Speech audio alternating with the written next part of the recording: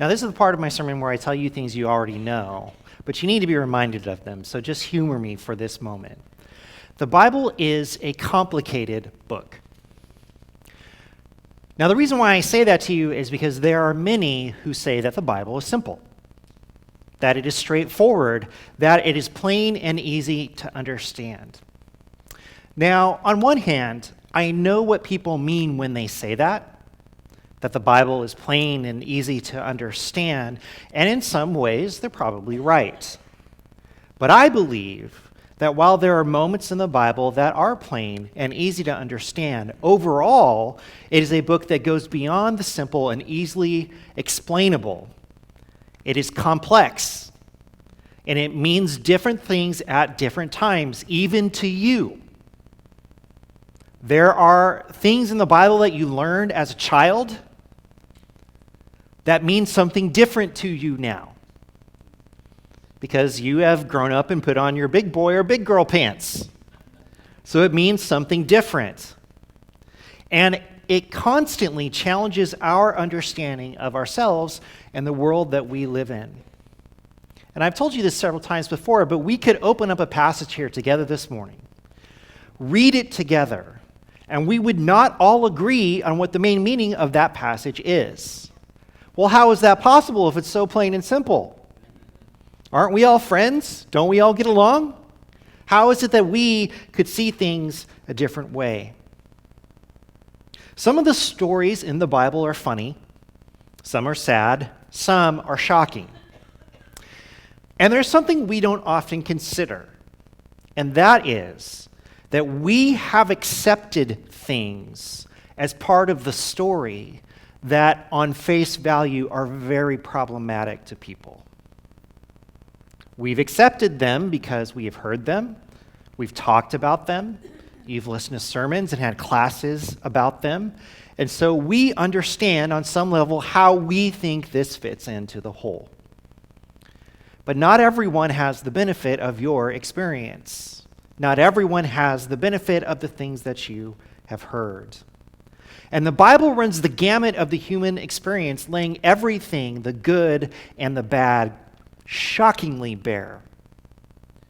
The relationship that God has with his creation is a difficult one, and the path that relation travels is anything but straight and easy. I don't know if you pay any attention to, all the stuff that's happening in the world, but there are books being banned all over the country. And in some areas, in response to books being banned, they have suggested that the Bible needs to be banned. Not because it's a religious book, but because of what's in it. And I got to tell you, they are not totally wrong about some of the things that are in the Bible. They're not. There are a lot, if we were to sit down with a friend who maybe has had time to peruse their Bible, there are a lot of stories they could bring up to us that would make us start to squirm a little bit in our seats. How do I answer a question about a brother raping his sister? How do I answer a question about people killing other people en masse? What am I supposed to do with these different things? And it's important for us to acknowledge that these things exist this morning, because today we are looking at a very complicated passage. And it's a story that stirs up different feelings inside of us, and it should. But it's a story that has led some to question who God really is, and if the God they see in this story is consistent with the God that other people tell them about. It's a story that is equal parts exciting and devastating. It is about faithfulness and liberation, while it is also about death, sacrifice, and sorrow. And all of this exists in one very complicated space. One very complicated space. And we, as followers of God, do not do the story or others' questions a service by glossing over the complexity of what happens. We must embrace the story and see it for what it is if we want people to know the God who not only did this one thing, but did a lot more than just that. You know, you can take any story out of context and make it sound like something that maybe it wasn't supposed to be. But sometimes there are stories when people hear the context doesn't help. Right? And that's just true, and maybe this is one of those moments. Now, the Exodus story in and of itself has taken us through many incredible different things. The people of God were slaves in Egypt for generations. They were treated harshly and brutally by their masters. From their misery, they cried out to God, and God heard them.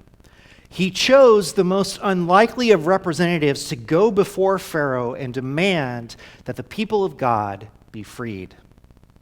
Pharaoh, as can only be expected of a king of his stature, refused to bend to the God that he did not believe existed and had never really heard of before.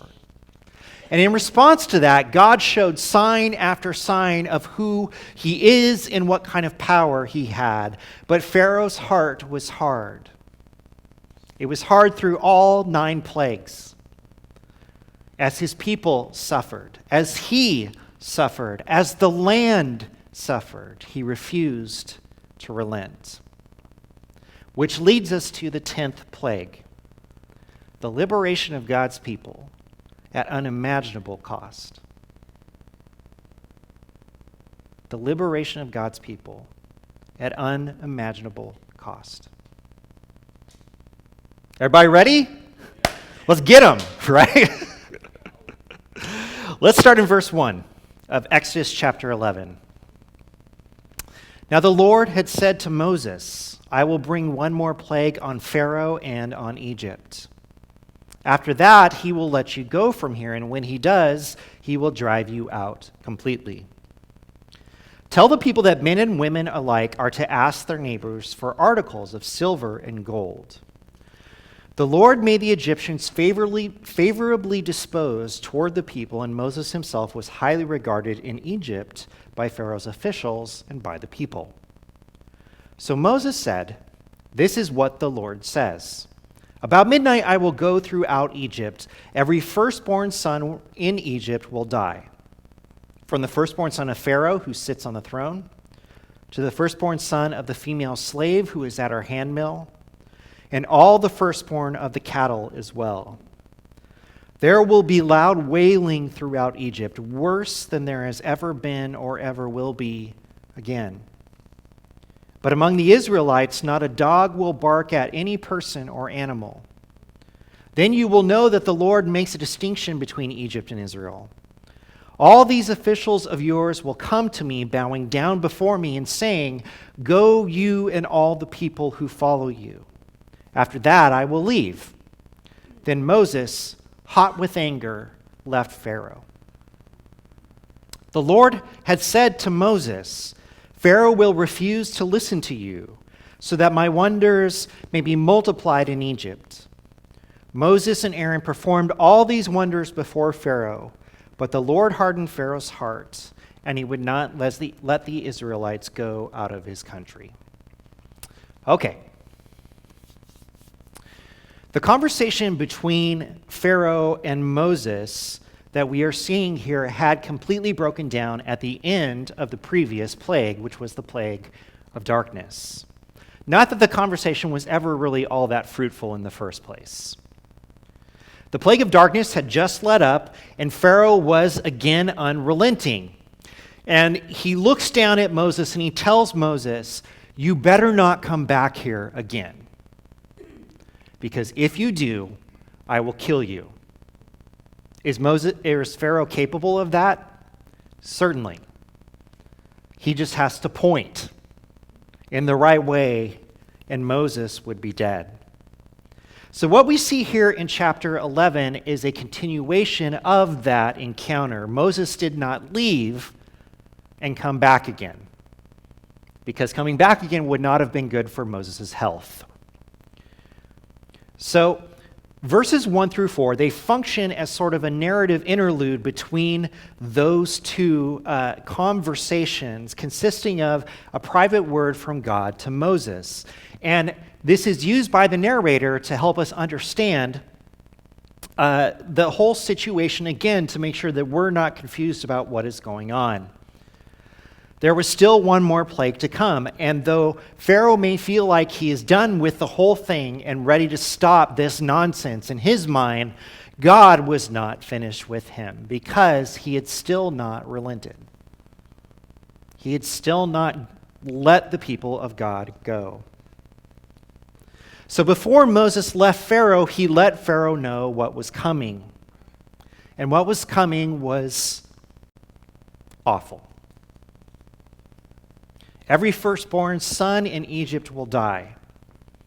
It does not matter what your station is. All of Egypt will experience this tragedy. And the loss will be overwhelming. It will be so overwhelming that throughout Egypt you will hear the devastated cries of people discovering their children dead.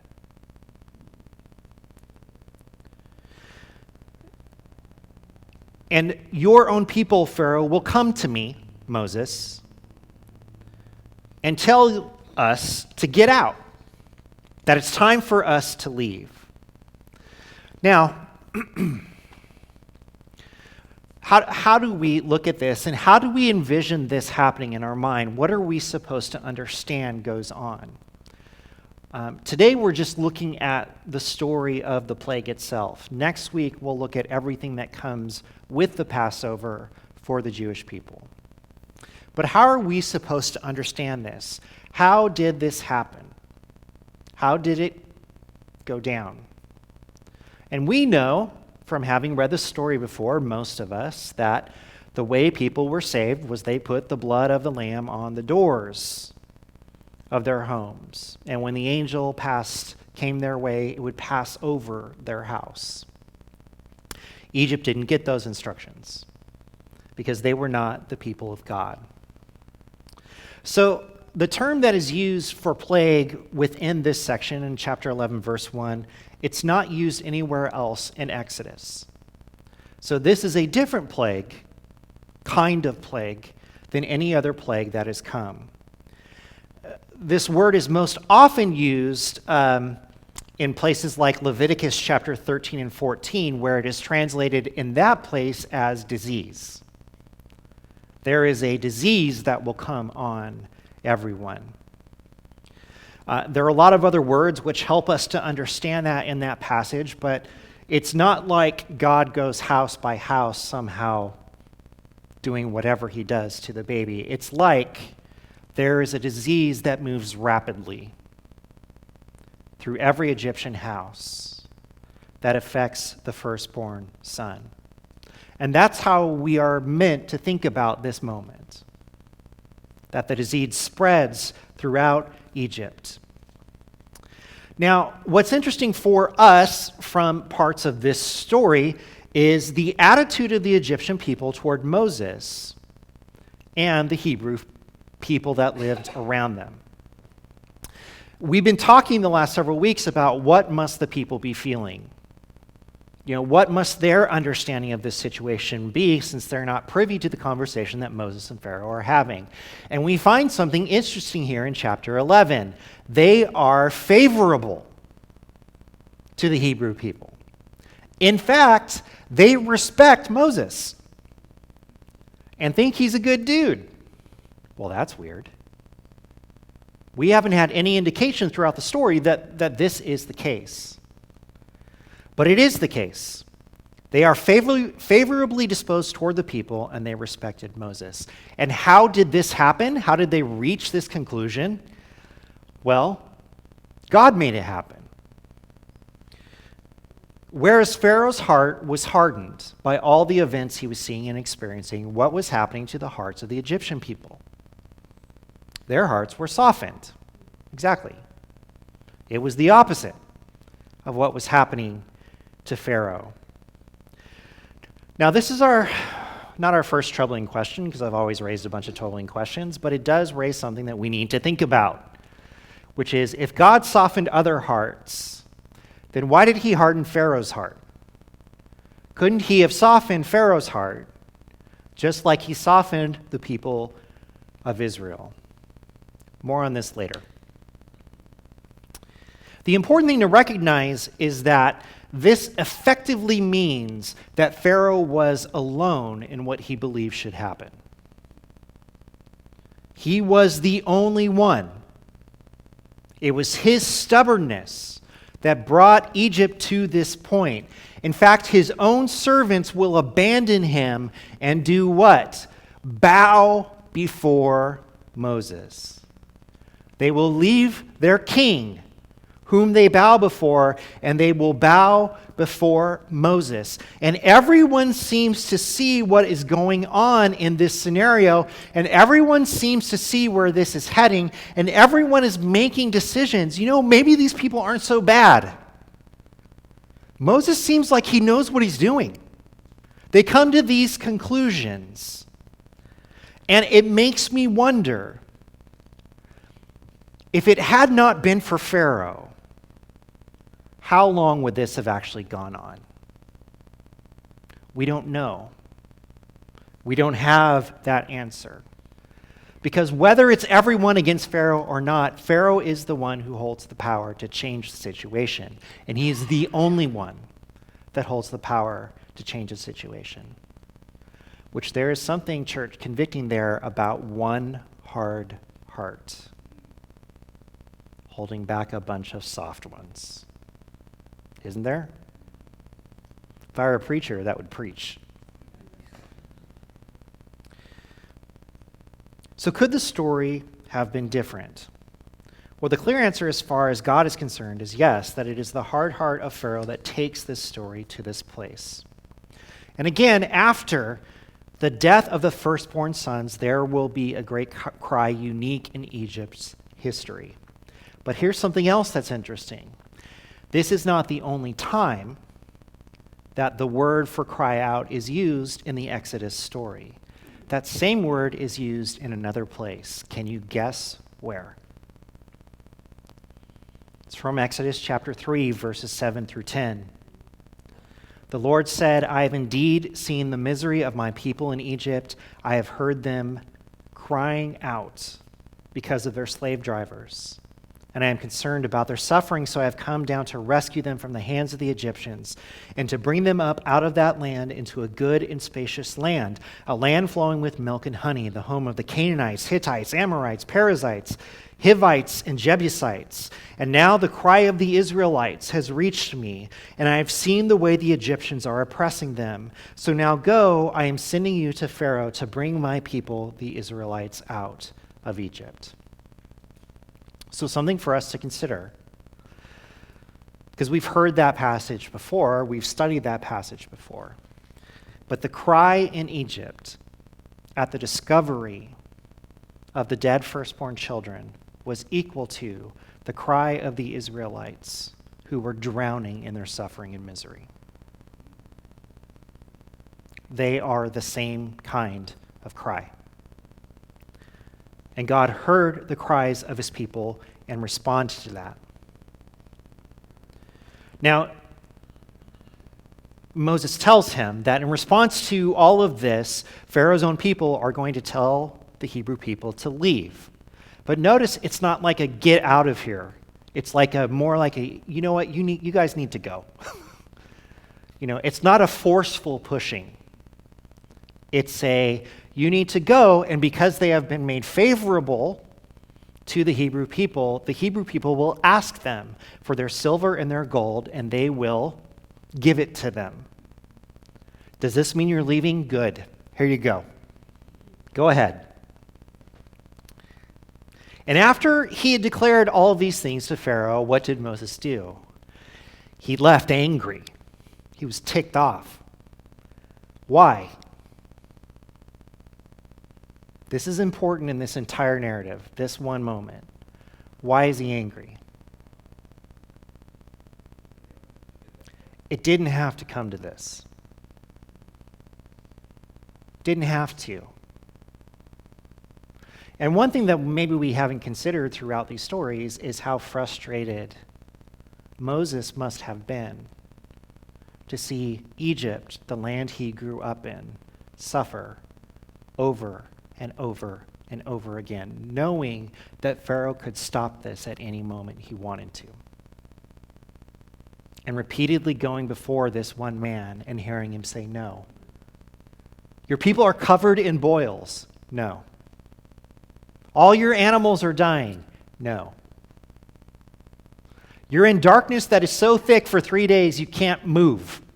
No.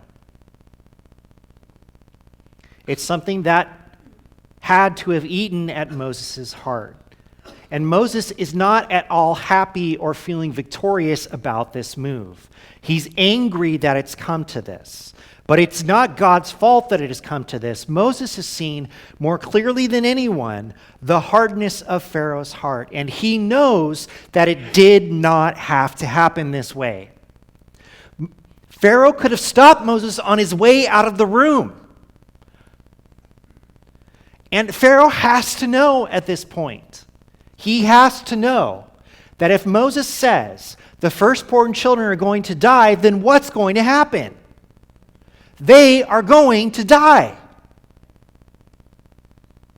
And Pharaoh says, get out of here, and next time I see you, I'll kill you. We're given another brief interlude where God spoke to Moses, and those words remind us of what God said all the way back at the beginning of this story. You will go before Pharaoh, and he will reject you so that my wonders can be seen throughout the nation. You will perform these wonders, and he will not relent. It's to remind us before we jump into the action of this chapter that God did not decide just to get here. God didn't start here. It is the actions of Pharaoh that brought them to this place. Now again, at this point, there's a break in the narrative, which we will cover next week, because the first part of chapter 12 starts to talk about everything that the Hebrew people do to get ready to go.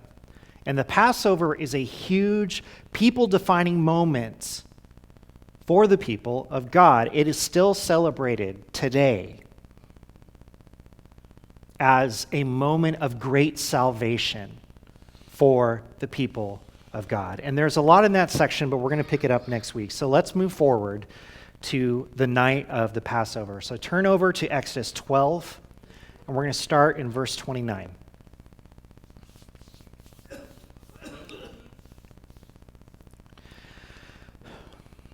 At midnight, the Lord struck down all the firstborn in Egypt, from the firstborn of Pharaoh who sat on the throne to the firstborn of the prisoner who was in the dungeon, and the firstborn of all the livestock as well. Pharaoh and all his officials and all the Egyptians got up during the night, and there was a loud wailing in Egypt, for there was not a house without someone dead. That is a haunting verse. During the night, Pharaoh summoned Moses and Aaron and said, "Up, leave my people, you and the Israelites. Go, worship the Lord as you have requested. Take your flocks and herds as you have said, and go. And also bless me." The Egyptians urged the people to hurry and leave the country, for otherwise, they said, we will all die. So the people took their dough before the yeast was added and carried it on their shoulders in kneading troughs, wrapped in clothing. The Israelites did as Moses instructed and asked the Egyptians for articles of silver and gold and for clothing. The Lord had made the Egyptians favorably disposed towards the people, and they gave them what they asked for. So they plundered the Egyptians. Okay, as no surprise to us, everything that God said would happen, happened. Just like God said it would happen. But there are some things that we need to note. First thing, is this a one-to-one payback for what was done to the Hebrew children by Pharaoh? The answer is no. This was not a one-to-one payback because of what Pharaoh did to the Hebrew children. And the story does not say this. There is no reference back to what Pharaoh had done to the children of the Hebrew people.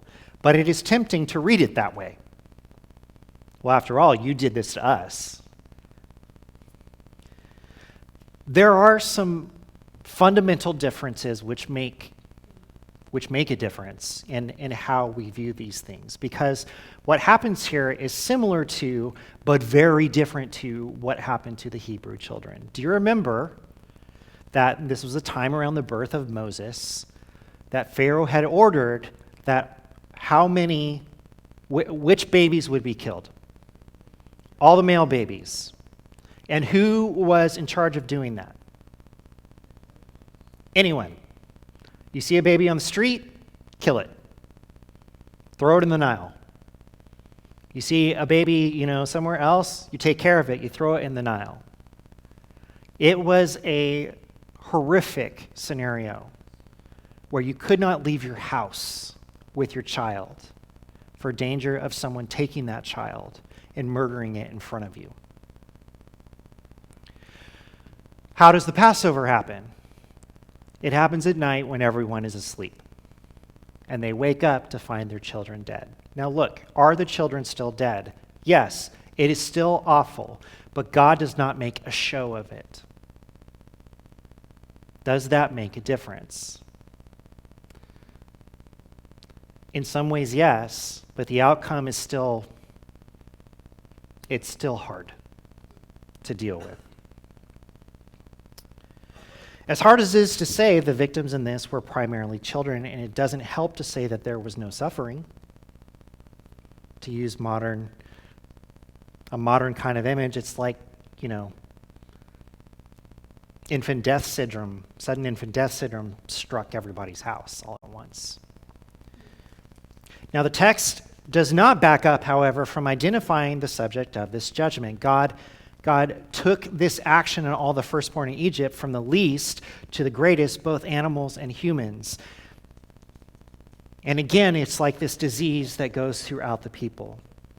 And after that happened, the Hebrew people were urged to leave, and they plundered the Egyptians by asking for their valuables, and the Egyptians gave the valuables to them. Now, I want to pause here for a moment and reflect on the state of Egypt at this point in time. And here's the question. After all of this is said and done, what do they have left? They have the homes they live in. But over this time, Egypt has been turned into a wasteland where everything that was growing was dead, where most of their livestock is dead, where they have experienced, sores and animals that came in and remember from the locusts, ate every green thing in Egypt. And then when they leave, they take all of their personal valuables of silver and gold. It is maybe even an understatement to say that the Israelites plundered the Egyptians, because it happened. But it is the most passive plundering by one people of another that you will ever see. Hey, it's time for you to go. Great, can I have your stuff? You betcha. But still go, okay? Yeah, no problem. We're on our way. The people had really suffered greatly physically, and there wasn't much left for them. And when the narrative tells us, again, that they were plundered, it's almost like Egypt had gone through a terrible, terrible war and lost. That's what the land is left like. Okay, so what do we do with this story? Well, why don't we just turn to the next chapter? That's easier than talking about it, is just to go to the next one, right? We cannot get confused about what kind of story this is. There are some things we need to know. Number one, this is not told as a joyful and victorious story. The tone of it is not joyful or victorious, even though it is a moment that we have been waiting for when the people of God are set free. There is no gloating. There is no saying, "See, I told you." There is none of that. It's not that kind of story. It is a story, however, of God acting on behalf of his people against their enemies. And God acted decisively and forcefully, but he does not gloat about it. He does not take joy in this moment, and there is no indication that God was looking forward to this. Let's ask the questions, though, that need to be asked, because they are asked by people who struggle with this story. And by listening to some of these questions, it reminds us of how difficult some things are that we've just come to accept. How can the killing of children be the action of a loving God? What did they do to deserve this? This is a question that is often asked of these type of events in the Bible, when the Hebrew people finally enter the promised land and they kill women and children and animals. There are moments like this throughout, and the question is always the same. How is some sort of genocide the action of a loving God? This question is hard to discuss, right? And it's hard to discuss for a lot of reasons, but one of the primary ones is that on the surface, when it's presented to people to us in this way, on the surface, it seems to be a very simple and straightforward question. Would a God who loves kill children? It's boiling it down to that essence. And if you take it at face value and you say this is the essence of what's going on, then the answer has to be what? No. This is not the action of a loving God. So see, I told you. He's not who you say he is. Now look, this question needs to be treated like a serious question. We can't just shrug it off if we want people to take us seriously, and furthermore, if we want them to listen to anything we have to say about God. We cannot skip over all the bumps and bruises. Because guess what? The bumps and bruises are still there, even if we skip over them. The answer to the question, whether someone likes it or not, is complicated. God is a loving God. And God took no joy in the loss of life. So then maybe the question is, well, did God have a reason to act the way that he did? Our answer is yes. Yes, there is a reason why he acted the way that he did. And we cannot forget, at its most basic, the Exodus story is a story about an enslaved people ruthlessly treated by their masters and the God who moved to set them free. This book is called the Exodus. It's not called the book of the death of the Egyptian firstborn, because that's not the story. The story is about an oppressed people whose cries to God were the same as those who discovered the loss of their children. This is not a story about how God loves the whole world. Remember, we're not all that far into the Bible. We're only in the second book. And the first part of the first book tells us how over and over again God tries to love the world. And the world refuses to love him back. God's efforts at the beginning of the Bible story to love the world are not fruitful for him. God in this story is not acting on behalf of the whole world. He is acting on behalf of his chosen and oppressed people. So, would he have been a better God if he ignored their cries and did not work or move to deliver them? Because the story is about God's chosen people, which is a whole nother bag of issues for some. But they're chosen not so much because God didn't want to choose anyone else, They were chosen because no one else would choose him. And therefore, in this story, it is God's people against an enemy nation. It is the real God against fake gods. Now, did God drive it to this point with the hardening of Pharaoh's heart? The answer is no. I know what it says. It says that God hardened Pharaoh's heart, which makes it sound like God ultimately forced these moves, right? And we've talked about this a few times. But again, looking at the condition of Pharaoh's heart tells us more about this story. So let me just point this out to you one more time. Can you bring the slide up, Jed? Thank you. So this is the list of all of the plagues. Now, as we talked about last week, the first 5, Pharaoh's heart was hard or unyielding on his own, right? When it comes to the plague of boils, the Lord hardened Pharaoh's heart. Now, here's what's interesting. On the next plague, Pharaoh, if we're reading it straight, like God is making him do something, well, in the next plague, Pharaoh has his chance to change his course. And what does he do? His heart is hard. Of whose doing? Of his own, which tells us something important. Was it God who was making Pharaoh's heart hard? No, it wasn't.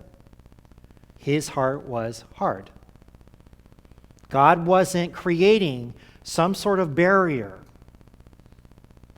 in Pharaoh's heart that was making him who he is, you see. This is who Pharaoh was. He has shown himself who he was. And even if you want to argue, again, that God made this happen, well, Pharaoh shows again that no, it's his own hard heart that is making this happen. Locusts, darkness, firstborn, all his heart is hardened by God in all of those. But again, he lets the Hebrew people go, and it does not say his heart is softened. In fact, if you thought that Pharaoh was a little slimy before, how slimy is it that he goes to Moses and Aaron, and he has just discovered dead children. He goes to Moses and Aaron and he says, go, leave, go worship your God, and bless me. Are you serious right now? Bless you? You haven't even sneezed, dude. I have no grounds on which to bless you. You have driven your people into the ground, and somehow you want God to bless you. It is very clearly throughout the story Pharaoh who pushes the action, and it is not God. Pharaoh is portrayed as stubborn, prideful, inflexible leader who uses whatever he can to his own advantage, and he puts his own needs over and over again ahead of the suffering and pain of his people. He's not hurting the Hebrew people throughout these plagues. They're fine. He is hurting his own people. He is not a good and benevolent leader whose heart God has twisted so that all these bad things would happen. Instead, ultimately, when you stand back and look at the story, Pharaoh stands in direct opposition to God. Not just because God is real and Pharaoh is not, but what did God do at the beginning of the story that started all this happening? He heard what? The cries of his people, and he acted to deliver them. And by the time we get to the end of this story, Pharaoh has not heard a single cry, even though the entire nation is mourning at once. And he does not act to protect his people at any time during this scenario. Not once. So who is the one who is at fault? If we want to blame someone in this, who is the one? And it's clear by the end that even his people recognize God in the Hebrew people, but Pharaoh will not, does not. Which takes us again back to the kind of story this is. It's not a story about murder, even though that happens. It is a story about deliverance. It is a story about how God stands up for his people against injustice. It is a story about how God brings victory over those who oppose him. Forces like, for us, the evil one and death itself. And this story is celebrated by those who were set free from slavery that was instituted by the world against them. And the God who heard their cries. And to the oppressor who doesn't want this God, this move is awful. But to those who are in slavery and want to be set free, the move is on their behalf. So in closing this morning, it reminds us of one very important thing. Salvation comes at a cost, you see. It's never free. Never has been free. There's a song that says it this way about the cross. It is the place where joy and sorrow meet. There is great joy in the deliverance that we have through Jesus, amen? And there is great sorrow that he had to go to the length he did in order to save us. Just as there is great joy in the liberation of God's people, and great sorrow at what it cost for it to happen. There is great joy in knowing that we are set free from sin, death, and our own failure, that we are saved, and that the things that used to control us have no power over us anymore. And there's tremendous sorrow in knowing that it cost the life of God's Son to get us here. But in the end, we know that more than anything else, He is a redeemer. He takes the things that are broken, that are hurt, that are not what he wants them to be, and he changes them. So that an emblem that symbolized death becomes an emblem of our victory, the very opposite of what it was before. How is that possible? How is it possible?